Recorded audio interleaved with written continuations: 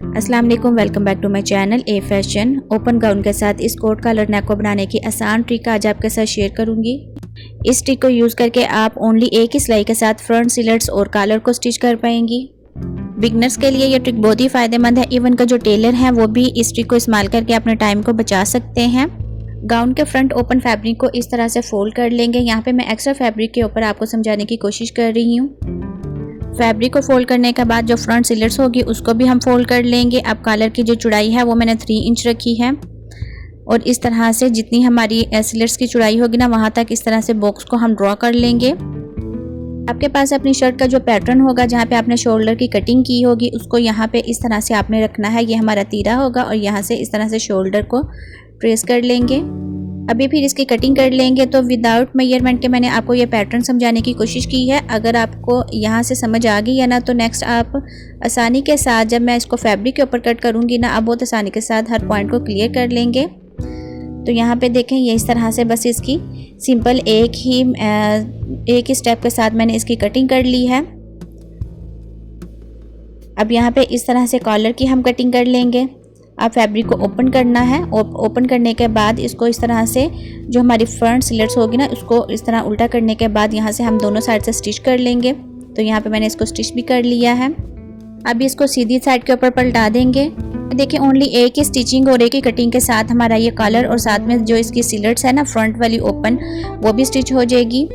मैं इसको फैब्रिक के ऊपर स्टिच करूंगी तो मैं पेपर पट्टी का भी इस्तेमाल करूंगी, तो इसलिए आपने वीडियो को लास्ट तक देखना है। तो ये देखें इस तरह से अंदर की तरफ इसको फोल्ड करके तो सारे को स्टिच कर लेंगे। अब इसको कॉलर की शेप दे देंगे। तो ये देखें इस तरह से तीरे से इसको फोल्ड कर लेना है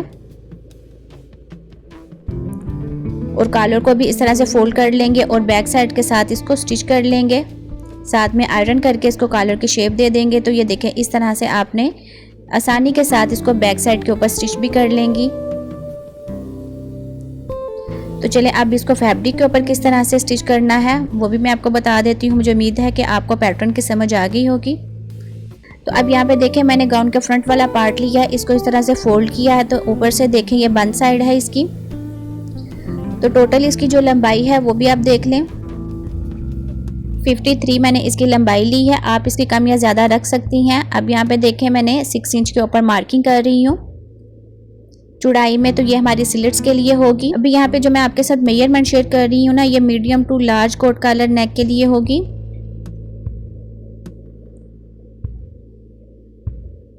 अब स्केल के साथ हम लाइन को सीधा कर लेंगे। अब यहाँ पे देखें जो 6 इंच के ऊपर हमने मार्किंग की है ना यहाँ तक हम फैब्रिक को डबल फोल्ड कर लेंगे। तो ये जो चौड़ाई है ये हमारी 3 इंच तक रह जाएगी सिलट्स की। अब कॉलर की जो चौड़ाई है वो भी मैं 3 इंच लूँगी इस तरह से। ये देखें ये हमारे कॉलर के लिए है। अब जो शर्ट का जो पैटर्न आपके पास होगा ना जो भी आपकी शर्ट की मेजरमेंट होगी उसका शोल्डर और तीरे का वो सेम आपने यहाँ पे इस तरह से रख के तो उसको ट्रेस कर लें। तो ये बहुत आसान मेथड है।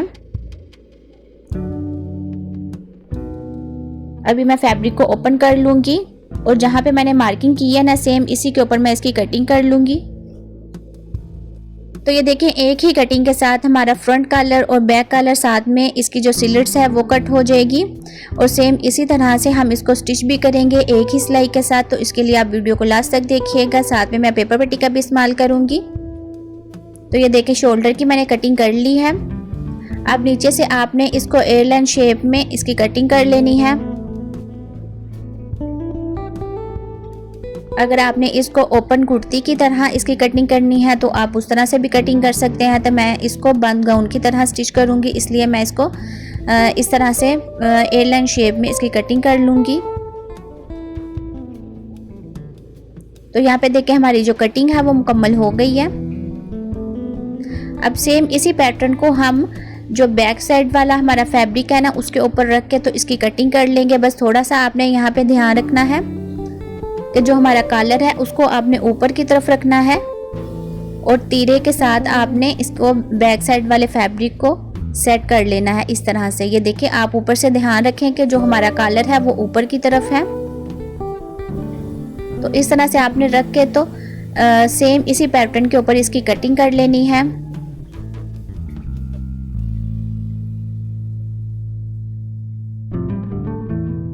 اب یہاں پہ دیکھیں میں شولڈر کی کٹنگ کر رہی ہوں. تو یہ دیکھیں یہاں پہ ہماری کٹنگ مکمل ہو گئی ہے فرنٹ اور بیک کی. نیچے سے بھی میں اس کو برابر کر لوں گی.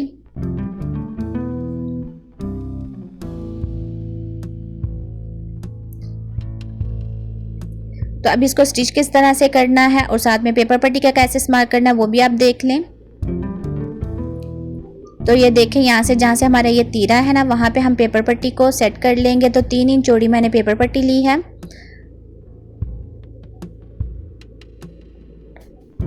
اور آئرن کر کے نا اس کو اس طرح سے ہم بالکل سیدھا اسٹریٹ میں اس کو سیٹ کریں گے.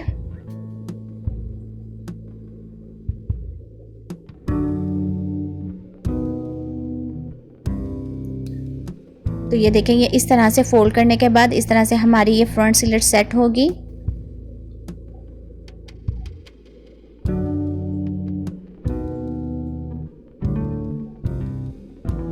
تو آپ ضرور اس ٹرک کو استعمال کریں. اس طرح آپ کا ٹائم بہت زیادہ سیو ہو جائے گا اور آپ کو بار بار کالر کو سیٹ کرنے کی ضرورت نہیں پڑے گی. کہیں سے کالر آپ کا جو بگنرز ہوتے ہیں نا ان کو سٹچ کرنے میں بہت مشکل ہوتی ہے کہ کہیں پہ ان کا جو کالر ہے وہ کم ہو رہا ہوتا ہے, کہیں سے زیادہ ہو رہا ہے. تو آپ اس طرح سے ایک ہی سلائی کے ساتھ اس کو سٹچ کر لیں.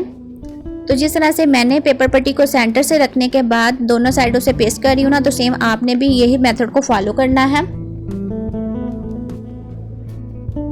یہ دیکھیں گاؤن کے جو اوپن سائڈ ہے وہاں پہ میں نے پیپر پٹی کو پیسٹ کر لیا ہے. تو اس طرح سے جب ہم پیپر پٹی کا استعمال کرتے ہیں نا تو زیادہ اچھی فنشنگ کے ساتھ ہمارا کالر سٹچ ہوتا ہے. کالر کے لیے نا تھوڑی سی کٹنگ ہماری اور ہوگی. تو یہ دیکھیں اس طرح سے جس طرح سے میں نے اس کو کٹنگ کرتے وقت فیبرک کو فولڈ کیا تھا نا, سیم اسی طرح سے پھر سے ہم اس کو فولڈ کر لیں گے. تو یہ دیکھیں اس طرح سے آپ نے فیبرک کو اندر کی طرف رکھ کے تو اس طرح سے اس کو فولڈ کر لینا ہے. اب یہاں پہ میں 8 انچ کے اوپر نشان لگا لوں گی کالر کے لیے, کالر کی کٹنگ کے لیے. تو دونوں سائڈوں کے اوپر سیم اسی طرح آپ نے 8 انچ کے اوپر سینٹر سے رکھنے کے بعد 8 انچ کے اوپر اس طرح سے سٹریٹ میں مارکنگ کر لینی ہے.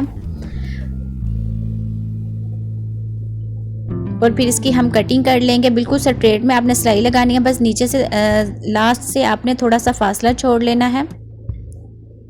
سیم اسی طرح سے دوسری سائڈ کے اوپر بھی ہم اس کو سٹچ کر لیں گے.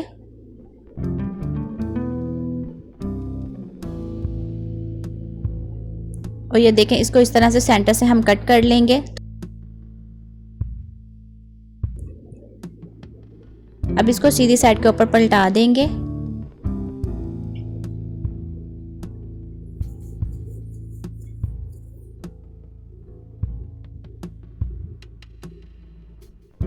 تو یہ دیکھیں اس طرح سے ہمارا یہ سیٹ ہو جائے گا. سیم اسی طرح سے دوسری سائڈ سے بھی ہم کالر کو کٹ کر لیں گے. تو ویورز اگر آپ ویڈیو کو ابھی بھی واچ کر رہے ہیں تو thanks for watching my video. Channel per new ہے تو چینل کو سبسکرائب کر لیں. اگر سبسکرائبر ہیں تو ویڈیو پسند آنے پر لائک کریں. اس کے علاوہ آپ میرے چینل کا وزٹ کریں. میں نے 2-3 اور ڈیزائن بھی آپ کے ساتھ شیئر کیے ہیں کالر والے. تو اب یہ دیکھیں سمپل ہم نے اسی طرح سے اس کو سٹچ کر لینا ہے. تو یہ دیکھیں بہت سمپل اور ایزی اس کی ٹرک تھی جو میں نے آپ کے ساتھ شیئر کی ہے. تو یہ دیکھیں جس طرح ہم نے اس کی کٹنگ کی تھی نا, سیم اسی طرح سے میں نے اس کو ایک ہی سلائی کے ساتھ سٹچ کر لیا ہے. تو اب اس کالر کو سیٹ کر کے بھی آپ کو دکھا دیتی ہوں.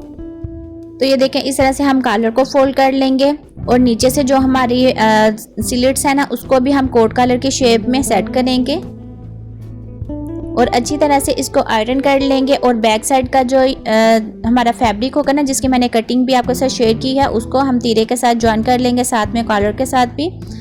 تو وہ بہت سمپل ہے, ایک ہی سلائی کے ساتھ آپ اس کو بیک سائڈ کے ساتھ بھی جوائن کرنے کے بعد اس کی جو فائنل لک ہے وہ بھی میں آپ کے ساتھ شیئر کر دیتی ہوں.